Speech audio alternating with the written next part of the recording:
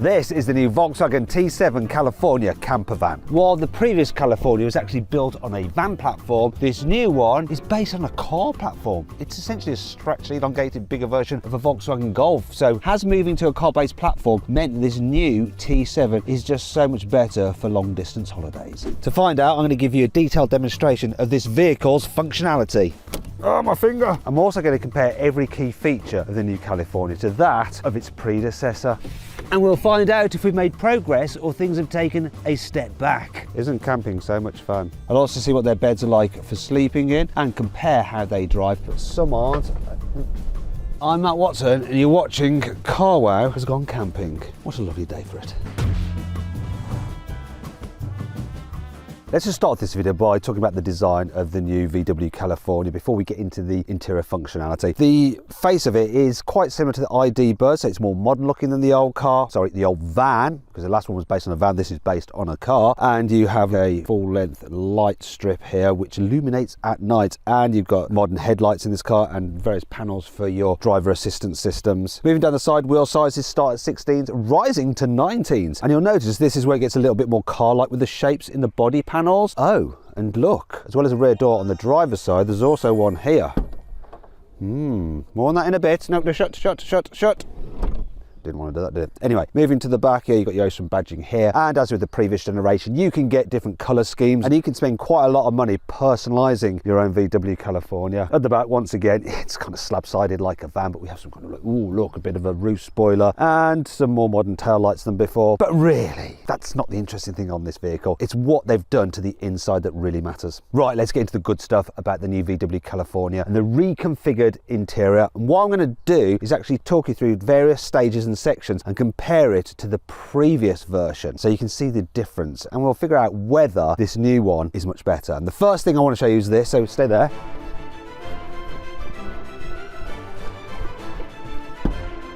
Yes, the fact that the kitchen unit doesn't extend all the way forward, so now you can enter the vehicle on this side too. Now, one of the first things you notice is that there's two individual chairs here in the rear as opposed to a single bench, and this one seems to move much freer backwards and forwards, so it's easier to manoeuvre and slide than in the previous generation car where it's a little bit kind of grabby and temperamental. Now let's look at the space that we've actually got here. So if I slide both of these chairs back, it seems just as roomy as before, and I can recline these chairs as well just by pulling this. So it's nice, it's spacious. Let's try turning around the front chairs, because I always found that a bit problematic in the previous generation model. Now I'm used to them in the old VW California, but they're still a bit of a faff.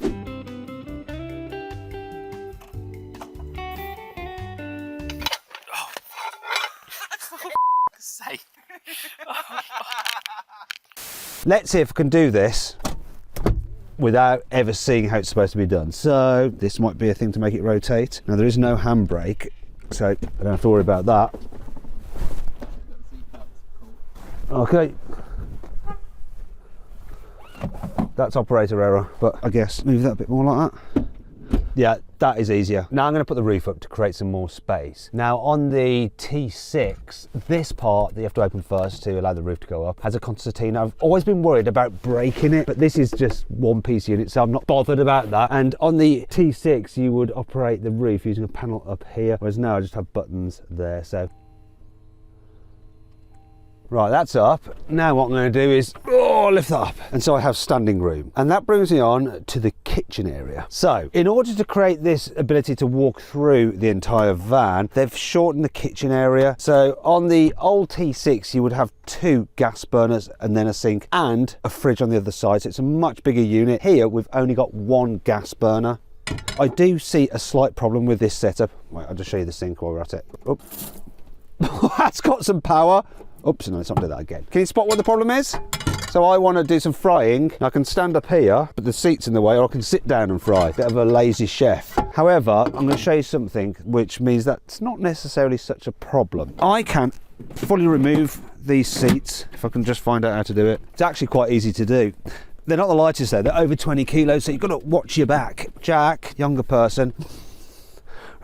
So now I can stand up here and cook, but you do have to keep the seats outside the car, which means if it rains, that's not going to be possible. So that is a slight problem. Another problem is, compared to the T6, you don't have as much storage in your kitchen area. So here we have the drawer for your cutlery. There's a bit of space in there, I guess, where, look, we have a very small VW, like this VW iron skillet. And on the old T6, there's lots of storage under here, but look, this is where the fridge is. It's actually incorporated in here. I'm not sure that fridge is as big or as useful as on the old T6, which you open from the top. You're going to really want to be able to just walk through the van to think that this setup is better. In here, you do have access to your gas on-off switch, and then you've got a couple of plug sockets there. So you've got one that is powered by an inverter. So if you're a bit off grid, then there's another one that will be powered through the electrical system if you're at a campsite. You do still have storage here, but you know, in the old California, you're basically using that for your clothes and stuff. And as with the other California, you know, you've got an area there for your sheets. I really like the sliding table in the T6. It's really quite useful. However, the table in the T7 is actually stored in the boot. And to put it up, or should I say erect it, you do this.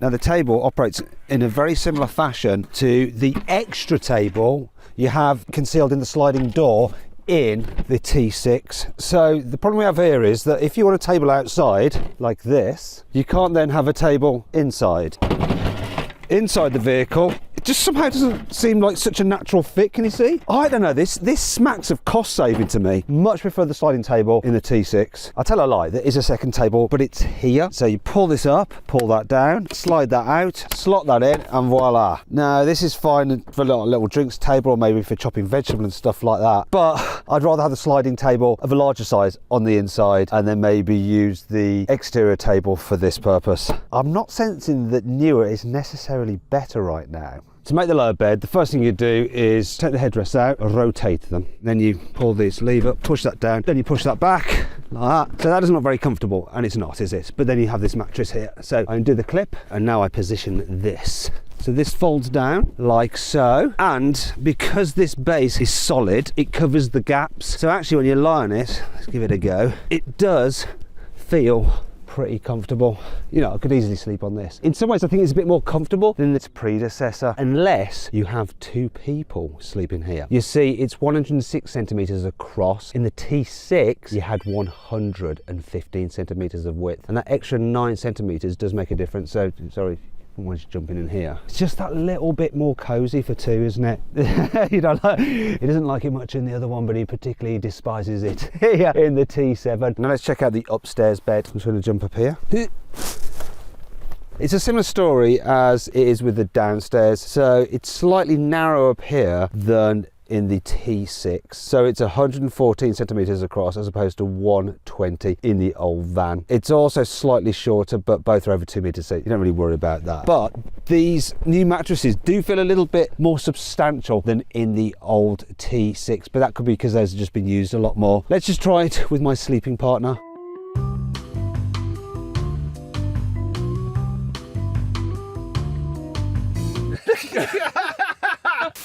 Now in these VW Californias, I prefer to sleep in the lower deck than up here because it just feels a little bit more insulated. Also, it can get very cold here in the night, but then in the morning as the sunlight hits this tent, it can get very warm very quickly. Fortunately, with this newer version, you do have bigger opening windows. They are able to let more light and ventilation through than in the old version. However, it is not all good news. You have two lights, one for your feet and then one up there. In the old version, you had two lights here either side and the light down there as well. But as well as a 12-volt socket like on the old T6, you now also get a USB, which is just over here. So some you win, but some you lose. You also get some more USBs down here. There's one. That seems to be a cup holder, but there's this cargo storage area in the way that doesn't seem removable.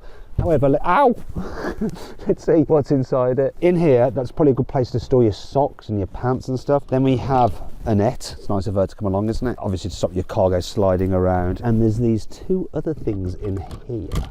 Can you guess what these are for? Eh? What are these for? Well, I'll actually show you in a moment because I want to show you this first. Now, if I want to turn off these, I just press that and those will go out. But if I want to turn them all out, all I have to do is get to one of these touch sensitive lights and double tap it, and all the lights that are on go out. So that's really handy. You don't have to go round like you do in many hotel rooms, turn off individual lights, which is an absolute pain. Another new feature is this central control panel here. So in the T6, that was combined with the roof control in the front by the rear view mirror, whereas now you have it here and you can do things like the air conditioning, look how much fresh water you got, how much wastewater, what's the state of your secondary battery. Then you can go into like your settings and change all of that and go onto the air conditioning and run that as well. One of the things I like is you can control your fridge through there, have it off and on, and then go into camping mode. And the thing about camping mode is that it will allow you to like use the battery and the electrics for 24 hours, and you can even run the air conditioning without the car on. And that brings me on to what these things are for. So let's say you not only want some cool air, you want some fresh air, but you don't want to keep your window down all night because you're going to get bitten by nasty flies. When you use these, so they've got vents with a mesh.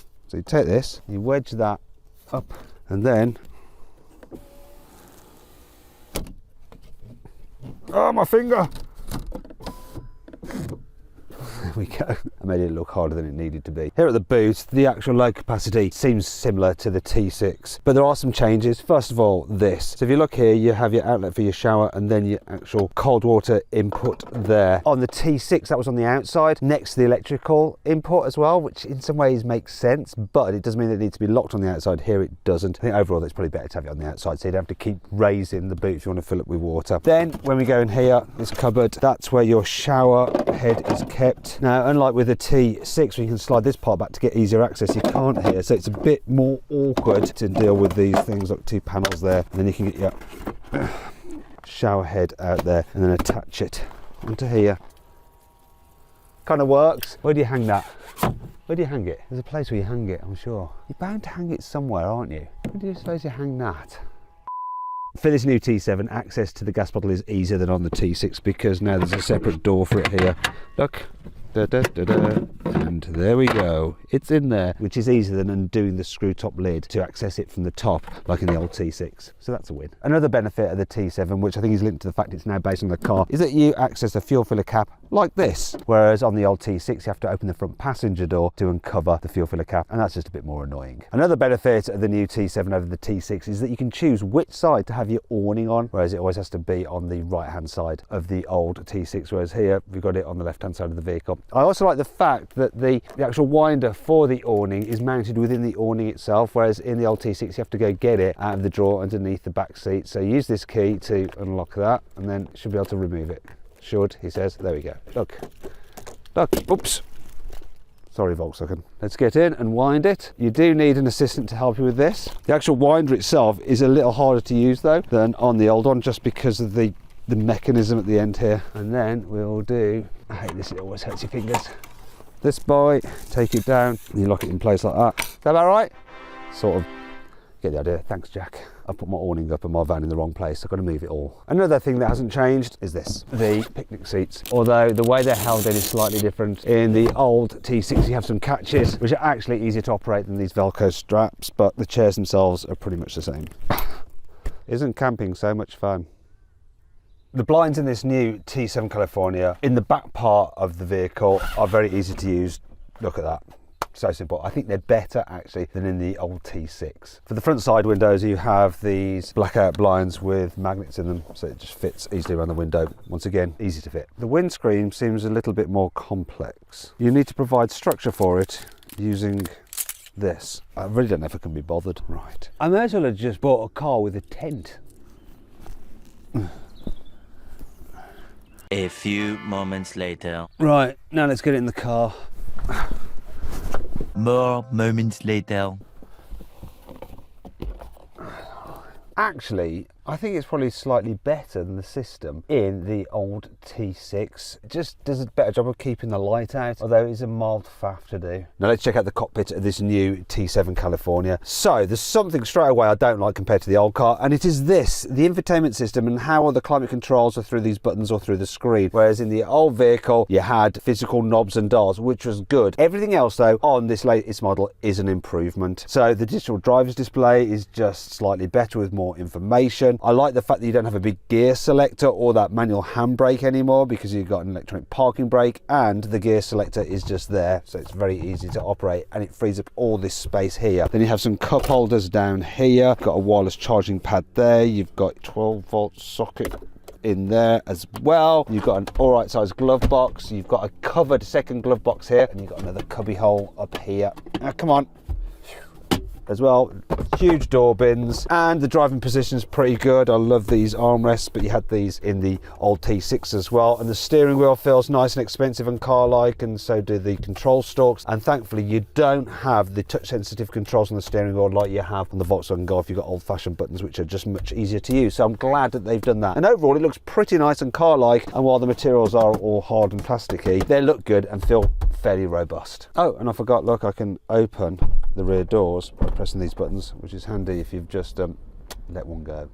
Engine choices on the new T7 California. There's a 2-litre diesel with 150 horsepower and a 2-litre turbo petrol with 204 horsepower. All versions are automatic and front-wheel drive only here in the UK. Now, the difference with the previous generation model is that the 204 horsepower version was actually a diesel as well, and that had 4-wheel drive. It's quite interesting looking under the bonnet of this latest California because it's so much more car-like. And unlike the previous generation model, you do have an engine cover with sound insulation, so it should be a little less noisy on the inside. But let's find out now by taking it for a drive. So the starting price of this new California is £63,000. So like for like, it's about £3,000 more than the outgoing T6. This one though is a range topping model with all the bells and whistles, all the functionality, and it's £82,000, which seems like a lot. However, your money is generally safe with these Californias. They hold their value so extremely well. And that brings me on to, is it worth having this new one over the old one if you've already got the old one? Well, in terms of the drive,